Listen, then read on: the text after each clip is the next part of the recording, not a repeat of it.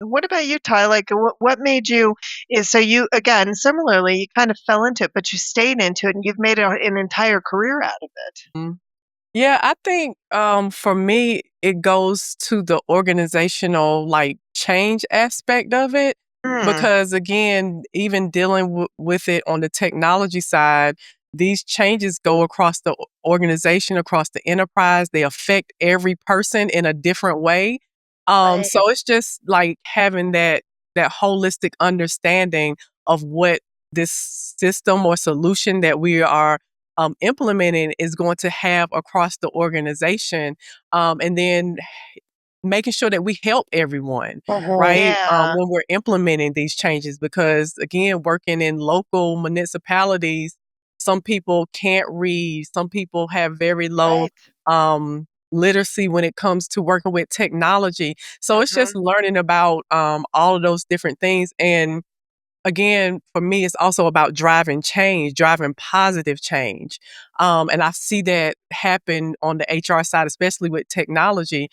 So it's just being able to have such an impact, a lasting impact on Yes. change when it comes down to everything within the organization. Hi there, and welcome to the HR Podcast. This is Linda Misagatas. And Cindy Manuel, and we'll be your co hosts. After spending years working in and with HR, we thought, why not start a podcast to support the important HR community? We believe the way things have always been done isn't necessarily what's going to work in the future. So we're diving into topics that support HR and working women as they navigate the future of work. We're talking about professional growth and also how we can support each other as human beings. We can't wait to bring you insights from HR experts, thought leaders, and inspiring women who are making a real difference in their organization and communities. They'll share their journeys and tips on balancing work and life in a better way.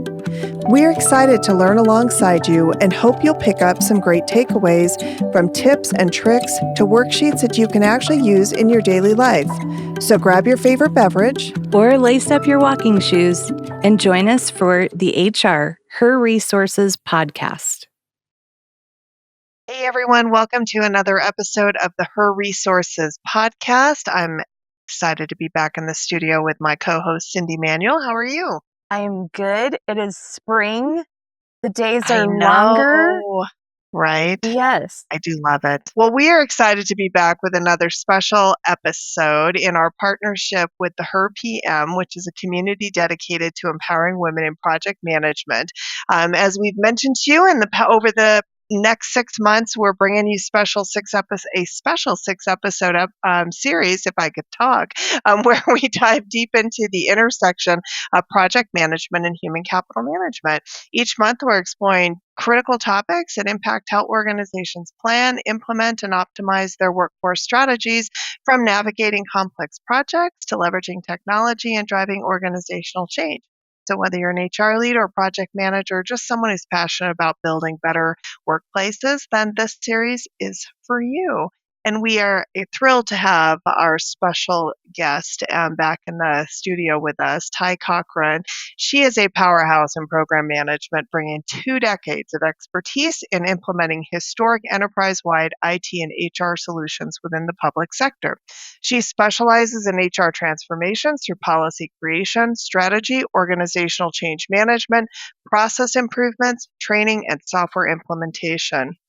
As a PMI certified project manager, Tai prepares the next generation of project leaders by teaching PMP and CAPM, I said it right, courses at Prairie View A&M and Texas A&M. She holds 2 master's degrees in management of information systems and organizational leadership and learning from George Washington University, as well as an undergraduate degree in computer science and mathematics from Winston-Salem.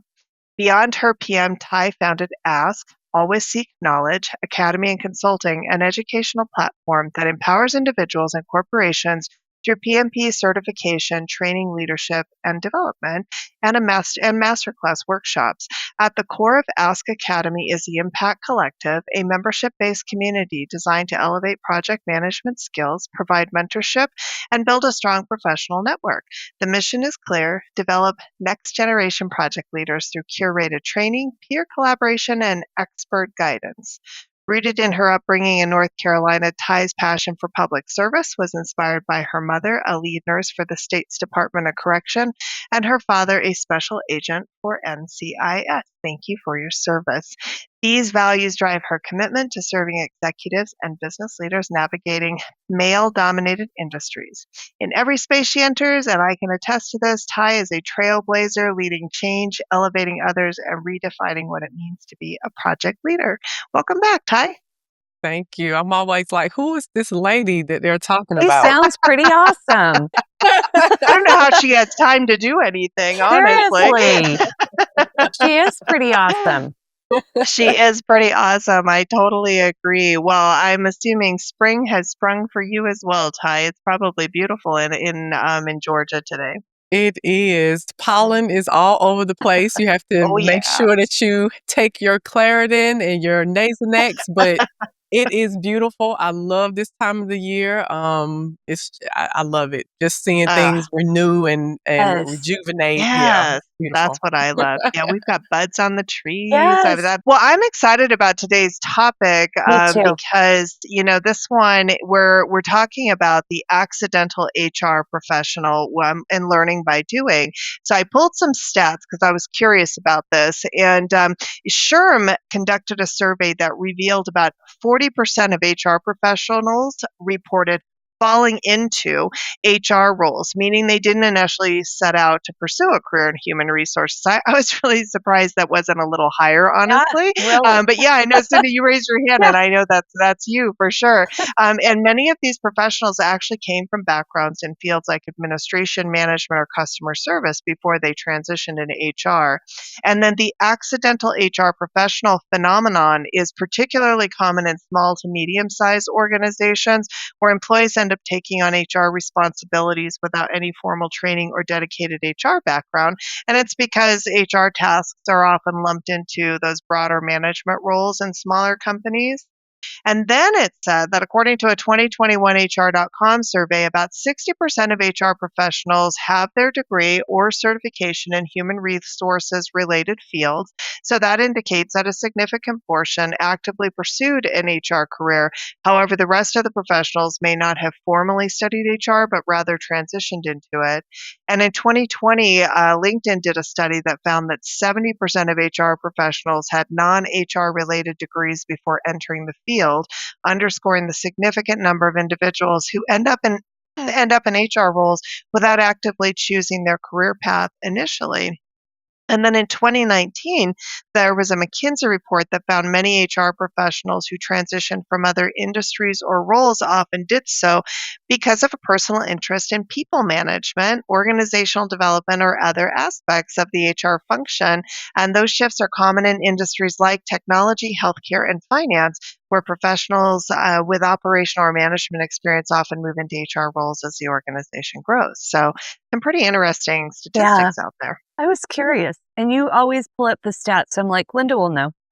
Linda Yeah, will I was educate us. really curious about it. I was like, that's, I'd be really curious just to kind of check that out. So I'm excited that we're going to talk about this today. And I know some of what we're going to talk about too is learning by doing, and how, how that actually, that's a lot in the role of HR, as, leading projects with a lot of unknowns and figuring this stuff out. So let's jump in.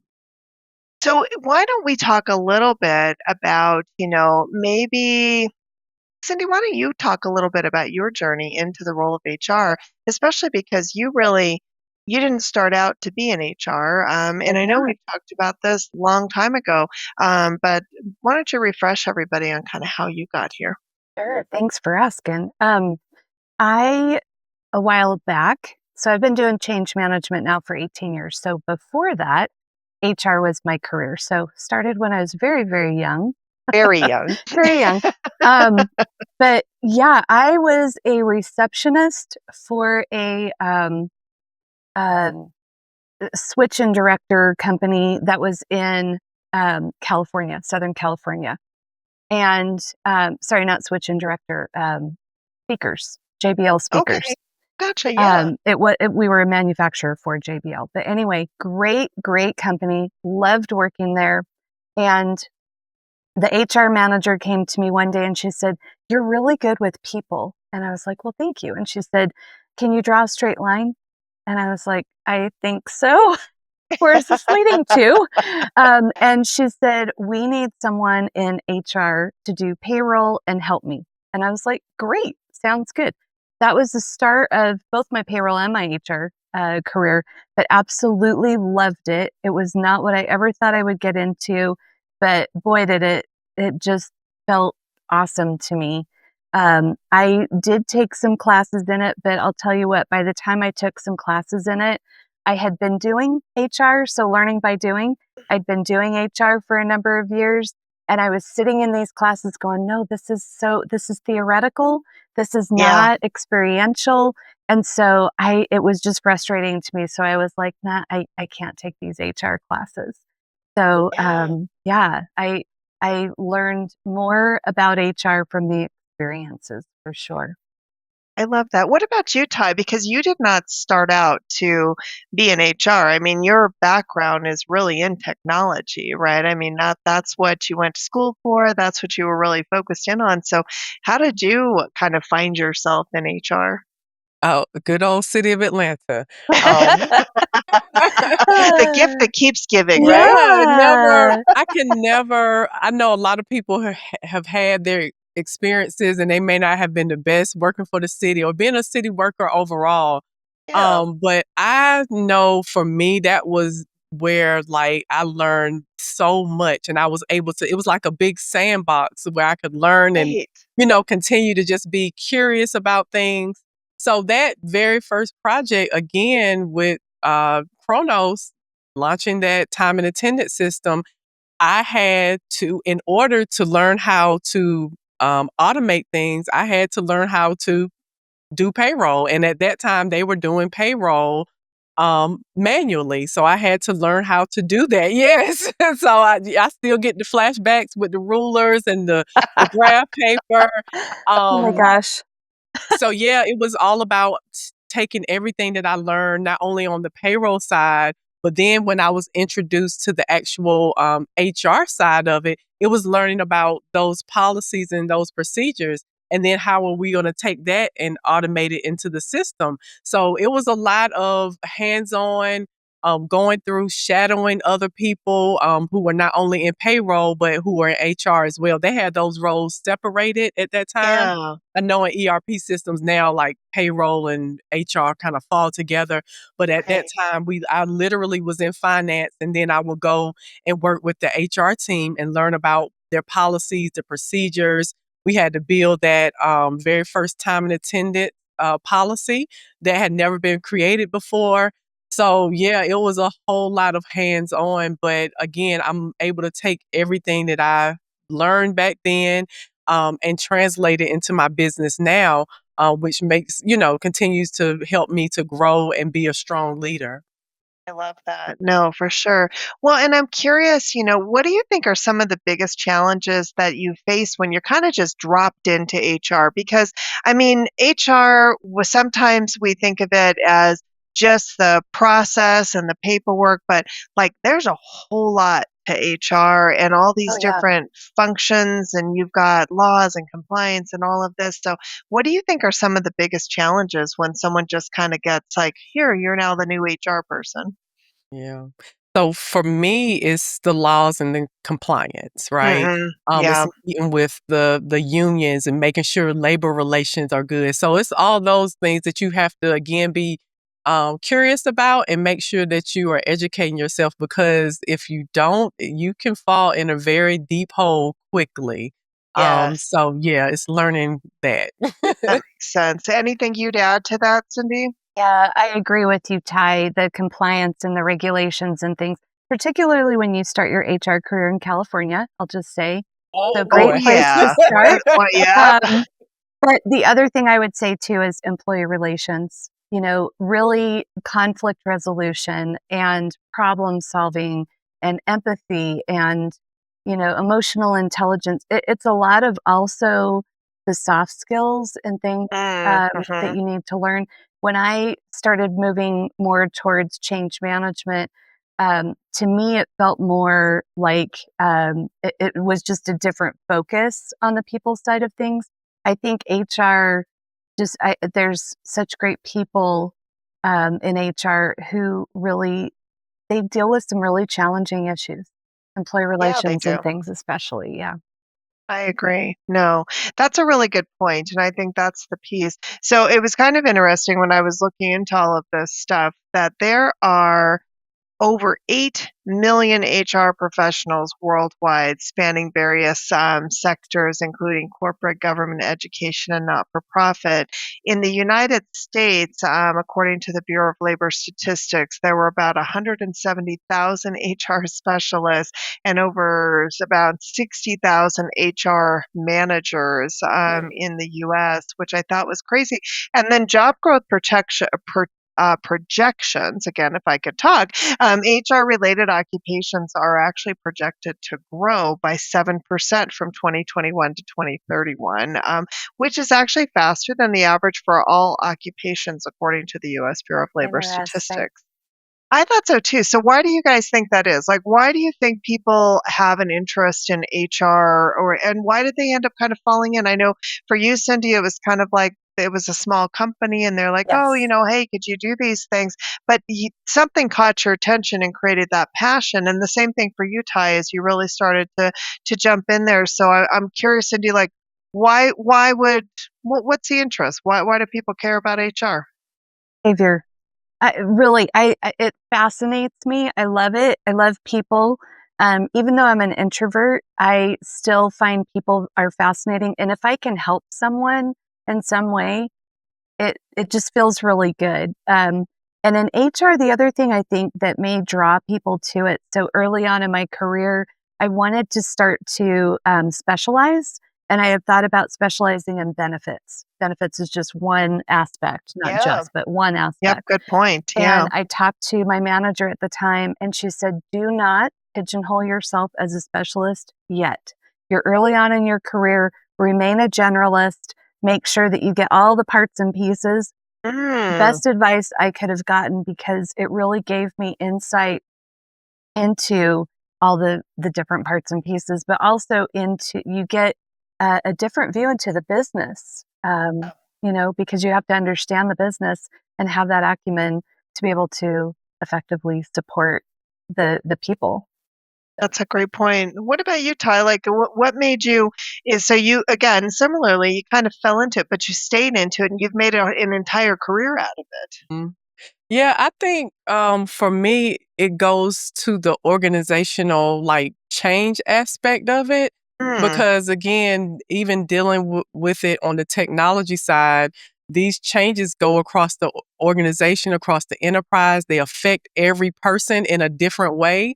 Right. So it's just like having that holistic understanding of what this system or solution that we are implementing is going to have across the organization, and then making sure that we help everyone, right? Yeah. When we're implementing these changes, because again, working in local municipalities, some people can't read, some people have very low Right.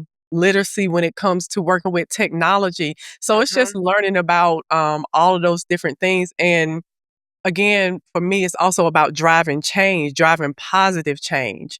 And I see that happen on the HR side, especially with technology. So it's just being able to have such an impact, a lasting impact on Yes. change when it comes down to everything within the organization. I would I love agree. that. Yeah. Yeah. And I No, always I love think that's partnering good. with HR people at organizations that I work with because they do have their finger on the pulse across the organization. So. Yeah, they do. If you're good, you do, right? Yeah, I mean, that's good right. HR That's people You do. right. should. Yeah, Yeah. no, for sure. Well, and Tai, you brought up HR, and so our technology, HR technology. And so in 2023, there was a survey done by HR.com that found about 76% of HR professionals report using some form of HR technology, with cloud-based software being the most popular, and then followed now these days by AI-driven solutions for recruitment and performance management. And so another key component of that is that HRIS person, right? So the Mhm. person who Oh, helps in yeah. that. Talk a little bit about the importance of the role of HRIS in an HR department, Ty. Oh goodness. So the HRIS role, they definitely have to wear multiple hats and they have to have a full understanding of both IT and HR. I know that my last colleague, again at the city, she was within HRIS, and she had a law degree, so that she could help, again, Right. with these processes, these procedures, these policies that we were building.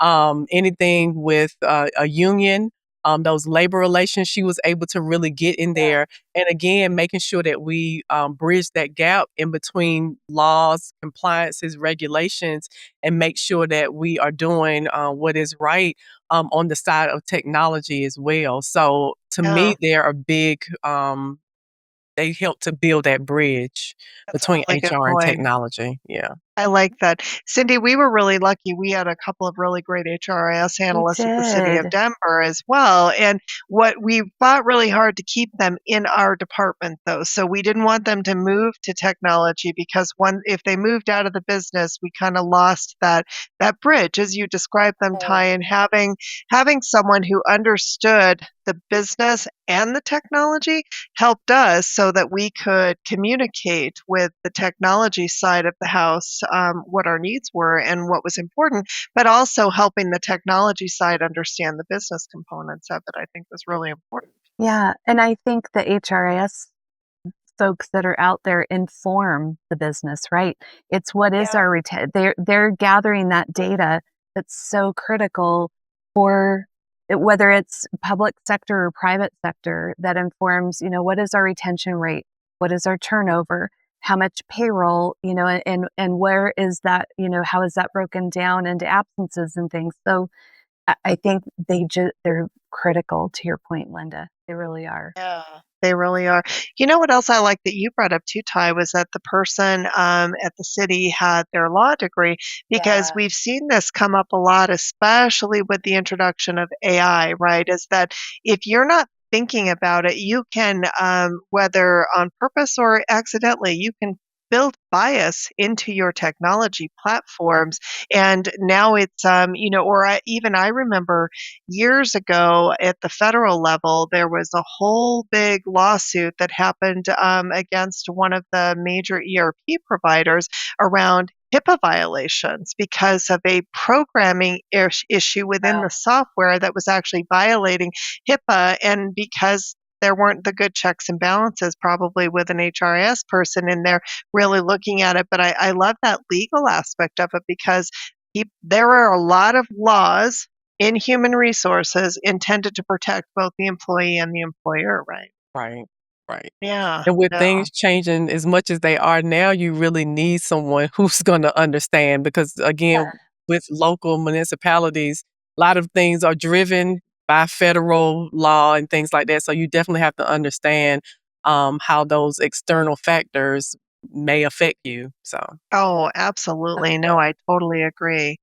I know one of the other things that you both have talked about is that human connection. And so, talk a little bit about why it's so important, if you're going to be in HR, to have emotional intelligence and really knowing how to read the room in all of that. Cindy, why don't you go first? I mean, I think this is huge. And this is one of those soft skills that it can't be trained. I mean, I think you Hmm. can enhance it by shadowing and things. Ty, what to your point, what you were saying before, shadowing and things, mentoring and all of that. But it's a critical skill to be able to listen to people, to be able to really hear what they're saying, to be able to, especially like say you're doing some sort of an evaluation, somebody says, this person, sexual harassment, interviews or what have you, I'll just use that. It's really, really critical to have emotional intelligence, to be able to listen to both sides, to be able to come back and, determine what everybody said, what really happened, what the next step should be. I mean, and that's the most extreme case. But even day to day, just listening to people as they're coming to you and saying, I'm having a hard time at home. It's affecting me at my job. How can the company help me? What accommodations can be made, things of that nature. So I think that's really important. And just building those relationships builds the trust. And I do think it is a fine balance that HR has to walk between supporting the organization or the municipality and supporting employees within it. So, That's Tai, a really what good would you point. add to Yeah, that? what do you think, Tai? Yeah. Um, well, more on the project side because again, Yeah. we're not always welcome with our projects and our changes. Um, Right? so So I true. think on the emotional intelligence side, it really has to do with, for me, the self-regulation, because I think a lot of people with the changes, they may be afraid of the change and how it's going to affect them. So, they kind of lash out at project managers, they lash out at leaders. So when it comes to the emotional intelligence part, it's me trying to make sure that um, I stay calm and cool. Mhm. Again, walk into the room, read it, and it's as much as we've done it now these past 5 years, like reading the Zoom room. I like when people have their cameras on, because then I can see if you are tired or you're burned out. Yes. Maybe we need Yeah.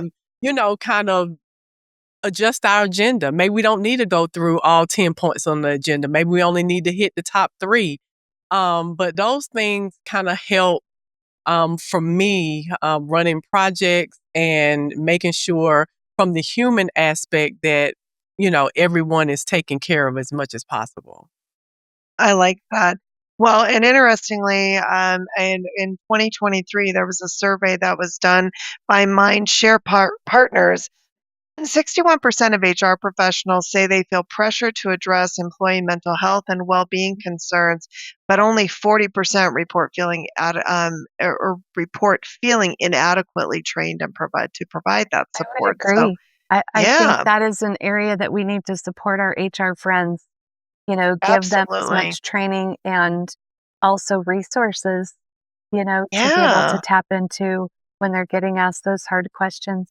And for HR, it's okay to say, you know what, you brought up some really great points. Let me do some research. Let's meet Right. up again, things like that. So, at the Delta Principle, we are transforming the way you experience change. Have you ever experienced an organizational change where your employees pushed back because it was too much, too fast, or they just didn't understand why they couldn't do things the way they've always done them? What about where communication was non-existent or unorganized, with important updates getting lost in the shuffle, leaving people confused? And have you ever experienced change where morale was at an all-time low because the change felt overwhelming and not aligned with your organization's culture? If you are being asked to lead an important organizational change, especially if you're new to leading change, or if you're just feeling overwhelmed, the Delta Principle is here to support you. We work closely with you as a trusted partner, co-creating real-world solutions to address your unique challenges, and we equip you and your organization for future success. Are you gearing up for your next transformation journey or exploring ways to strengthen your change management skills? Then let's connect. This year, we're thrilled to introduce Leading Change, a training designed for leaders driving organizational initiatives, and Navigating Change, a training tailored to empower teams and adapting to change with confidence. Our coaching and training sessions are fully customizable to meet your organization's unique needs. Reach out today to see how we can partner with you to make your next change a success. You can find us on LinkedIn or by emailing us at info@thedeltaprinciple.com. Now, what would you recommend though? Like, so we talked a little bit about this from the fact that there are a lot of legal compliance that can create landmines if you don't have that proper training. So, talk a little bit, Ty. But you even brought up unions. Unions can create their landmines in and of themselves on purpose sometimes. Um, so, talk a little bit about what is important in those situations, and maybe what should you do, especially when you've just been thrown into HR and maybe you haven't had that formal training? Like, what are some of the things that you could do? Um, so if you are thrown into something, it's all about reaching out to someone who can mentor you, someone who can sponsor you, someone that can guide you, even if they don't want to be your mentor. Let them guide you, like remain coachable in the HR space because there are so many pitfalls. I don't sit here and pretend like I know everything, like I've read, I'm a member of SHRM. I've looked into becoming SPHR like certified. I've started studying for the test. But you have to allow someone to show you the right way. And if you don't know, I think especially in HR, it's better to ask on the front end than find out something you've done incorrectly on the back end. No, I like that. What about you, Cindy? Because I agree with that. I think sometimes we're afraid to ask, but in these situations, I mean, it really could create a legal ramifications for the organization. So, what additional advice might you give Yeah, for the organization and also for the person, the for the individual, and person? maybe their Right. Good family, point. So, Yeah, that's true. Yeah. yeah, I totally agree, Ty. And I think you mentioned SHRM, joining organization, that as an organization and other organizations that will keep you updated on the latest laws, making sure that you're taking training, making sure that you're talking to internal legal counsel and things like that. So, it is just a part of the job that you have to know who to go to for what, and you will not have all the answers, and that is perfectly fine. And I think employees and leaders are going to be more appreciative when you say, you know what, you've brought up some really great points. I'm going to go do my homework. I'm going to go do some research. I may pull legal into this conversation as well. And then we're going to regroup and then, do that as quickly as possible and regroup. Yeah, I like that. Great advice, for sure. Talk a little bit about balancing empathy and policy enforcement, because that's also hard too, right? Because for me, I'd be terrible at this because I'm just like, suck it up and do your job, right? Like that's what just go do. That's what we hired you to do. Go do your job. And so, but talk a little bit about how do you balance out that empathy and policy enforcement? Cindy, I'll have you go first because I know you do a lot with change, and I'm curious what your thoughts are. Yeah, I mean, the policies are always a part of the changes, a lot of the changes that I'm involved in, because there are HR changes, organizational changes, digital transformations. Policy always plays a really big role in that. Um, but I think you can discuss policy, discuss process, discuss the legal aspects, but also have empathy. How do you find this impacts you, Linda, on a daily basis? What are some of the pain Mhm. points that you're running into? What are some of the things that you're hearing, Mr. or Mrs. Leader, that, are uh, kind of roadblocks that we can address through this change? Yeah. But it's definitely a hard balance. But I do Definitely, think, I like that. yeah, and I think you go back to listen twice as much as you talk and just gather as much information as you can. It's really good. What about you, Ty? Because you were talking a lot too. I mean, when you're leading projects like that, it's gotta be hard sometimes to not just say, "It's gonna be this way because I said it's gonna be this way." And so talk a little bit about how you take that approach as well, and especially when you're managing these projects. Yes, it definitely is a tightrope walk, I would say. But I am very much a policy and procedure person. Like I try to follow as much as possible. And then also on the back end of it, I'm the parliamentarian, like for the PTA. So I have to like, Ah, yes, I like that's my job is to follow the bylaws and to, yeah. show others like the pieces of the bylaws that, they may conflict on or something they may not understand. But again, the empathy is there. The empathy is we're walking through this policy together. Hey, let me show you this policy and what it says and help you to understand it. Because maybe you Yeah. don't understand fully all that it says. A lot of people with the sections and the headers, that can be a little intimidating. So, okay, let's take it piece by piece together. And let's make sure that if you violated the policy this time, don't do it again, because now we walked through it and now you should understand. If you don't understand, let's ask questions. And if I don't understand, then I can take it to the right person and we can ask questions together. So I think that's I where love that.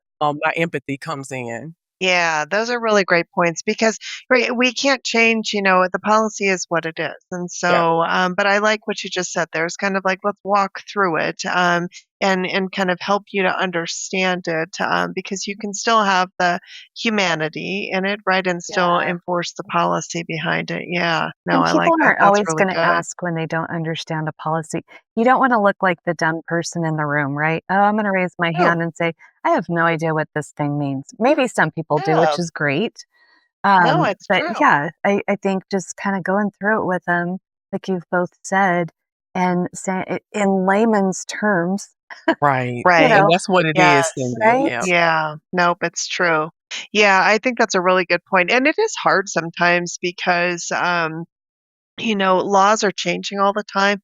Same for the HR person, thinking about okay, what can we say? What can't we say? And, because HR is about the people side of it, there are a lot more things you have to take into consideration. It's not maybe as cut and dry as like if it was finance, right? If you're talking about travel and expenses are pretty straightforward versus understanding how, as a manager, I need go and tell my employee that I'm doing a formal write-up of them, or I'm trying to explain a policy around how, behavior at work, or and those sorts of things. Like those are really that's more challenging because that involves people and that's a lot Yes. different, Human right? Yeah. emotion, human behavior. Yeah. Yep.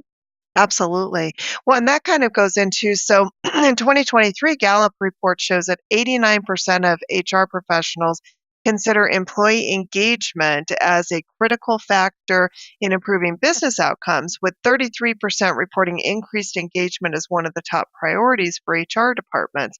So we talk a lot about employee engagement these days, and I feel like that really shifted after COVID because honestly, I don't know that I believe that organizations were as focused employee engagement pre-COVID as they were post-COVID. So I'm just kind of curious on both of your thoughts, especially if I'm new to HR. Like, what do I do in those situations? How do I approach that? My boss came to me and told me, we need to improve employee engagement. So what am I supposed to do in those situations? Cindy, you want to go first? Sure. I think I would first go back to my HRIS person and say, hey, what are some statistics here? Show me some data, because data is going to help you to discover and inform your next steps, right? So if retention is low or lower, and maybe it took a dip, why is that? What were some things that have changed? Did we acquire other companies? Did we merge with another company? Were there what were the changes? And I agree with you, Hmm. Linda. I think after the pandemic, I have noticed that organizations are much better about ensuring that their employees are engaged. I think part of that was right after the pandemic. There was a lot of quiet quitting. Remember that? Yes, I People were do. coming to work, Yeah. but they weren't fully Hmm. engaged. And Yeah. so I would imagine through that data, you would see some productivity dips and maybe some, people leaving the organization. And, you've heard me say this before too, Linda, your best swimmers are going to be the ones who jump ship first. Absolutely. So Yeah. it's really important. So taking that data then I would start to engage with people from the front lines to middle managers, great group of folks, and then to the leaders, and just kind of start to gather some information about what's going on, and then meet with my counterparts and, maybe get a good plan going forward. I like And that. yeah. That's a good approach. Ty, I'm curious, from a slightly different perspective, is on the project side. So if now I'm new HR, we're starting this new project, and one of the things that we've been tasked with is to use technology to help us improve our employee engagement. So what kind of things would you be asking from that new HR person to be thinking about so that you can help guide them along in that HR transformation? Yeah, that's a great question. And so, Cindy, I definitely love the data part of it. I know with change management, like you all are very driven by data, your surveys and things like that. I think within my survey, I would make it a little simple. Mhm. And I would just ask certain things like, how long have you been with the company? Like, how has your role changed since you came in? Like, just really get curious about, again, the human, Yeah. and then see how we can use that data or use what they've provided as far as information and transform the organization that way. Like really Yeah. walk that data through and about the curiosity. Because when people feel like you're curious about them and want to know more about them, that's where, things can like really open up and you can make the So right types true. of transformations. Love Yeah, I that. like that for sure. No, that is really good. So, we've always talked about the value of continuous education. And so, especially in HR, you never stop growing. I mean, I think that's true in any industry, but particularly in HR because things are changing all the time. So, is it really that important for me to go get my HRCI or my SHRM certification? Like, who cares? Does it matter? Like, I'm curious from both of your perspectives because, sometimes those are great, sometimes they aren't. But what are your thoughts, especially if I'm, giving advice to my new HR people out there? Yeah, I'll let you go first. Okay. Well, I do think you have to keep yourself educated, especially in HR. Education, though, being sort of a broad word, right? So Yeah, yeah. I think you can get that through joining communities like the Mhm. HRCI, like SHRM, but also even just bringing in your own group of people. There's got to be, there's probably other HR folks that maybe get a group together, maybe start a community. Yeah, But I also think listening to podcasts, going to various courses, I do think that you definitely need to keep yourself up to date so that you feel confident to be able to best support, not that you need to know everything, but to be able to yeah. best support the people that you're there to serve. No, That's I just my like two that. cents. Well, I know, Ty, for you, especially as you think about PMP, and that you have to do your continuing education, right? If you're going to remain certified. So you talk a little bit about what you think about the value of certification and the importance of those. Yeah, I would say that it is very dependent on what type of career you're seeking, right? Hmm. So even, for me, I knew that in order to really get where I wanted to go and to show the authority that needed to show out in the Yeah, working world, that I had to become PMP certified. And I probably need to go and get my program management certification just so that I can keep building upon my authority and my thought leadership and things like that. Even on the side of the PHR and the HRCI, yeah, um, if that's what you really want to do and if that's your lane, I just feel like in order to become stronger and better and really get people to buy in to what you're saying, I definitely agree that a certification is important. It puts that little stamp of approval up there. All the yeah, things are in theory, yep. um, but you can still use that methodology. You can still use that framework and bring improvements and transformations to your organization. Yeah, I like Well that said. because to me it's kind of a blend between the two. So I always have mixed feelings about, certifications and that as well, because on one hand, to your point, it speaks to credibility. People are like, oh, look at all those acronyms behind that person's name, right? But does that actually mean I know anything, or am I just a really good test taker, right? So it could mean that I just I know how to study and take a test, and now I get the acronym. So I think it is a blend of both. That if you are going to go for the certification because that's the path you're on and that's really important, it is.